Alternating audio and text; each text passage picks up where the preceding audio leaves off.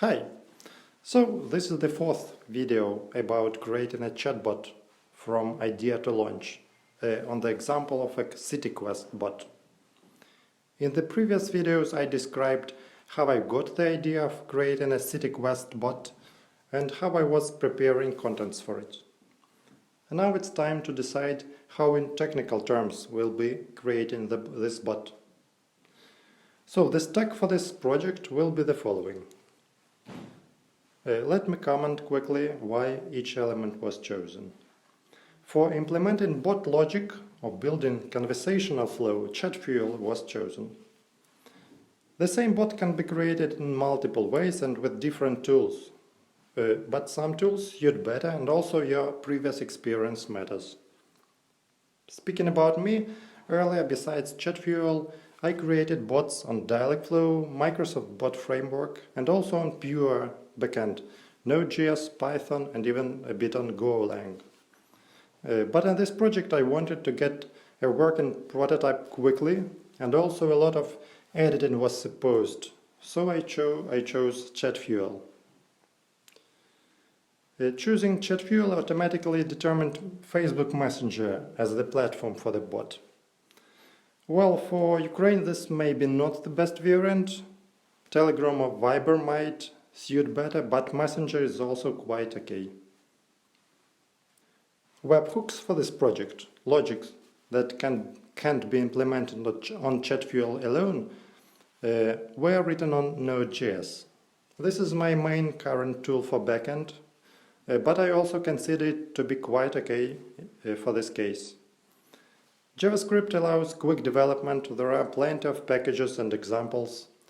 We won't be using any complex machine learning where Python might be better or super high load is expected where Go might outperform Node.js. In this project I decided to try Glitch as a service for hosting the webhooks for the bot. Usually I'm using Heroku or AWS EC2 for that, but wanted to try something new. Plus Glitch has a nice online IDE which can be used to edit the code if needed even from a smartphone. So I made some updates for this project from my wife's laptop without any IDE like VS Code installed.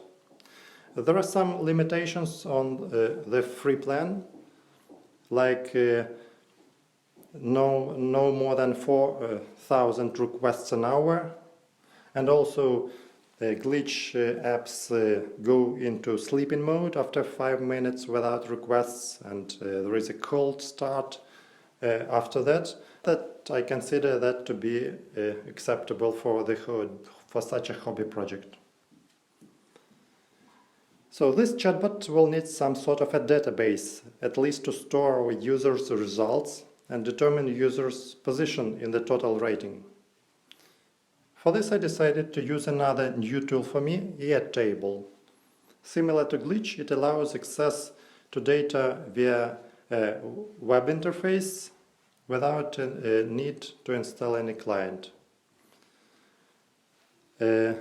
Limits for Airtable are 5 requests per second and also 1,200 lines stored in each table, which is also enough for our hobby project. So we have chosen our architecture and finally can start building our chatbot in Chatfuel and do coding. For this, please see the next video.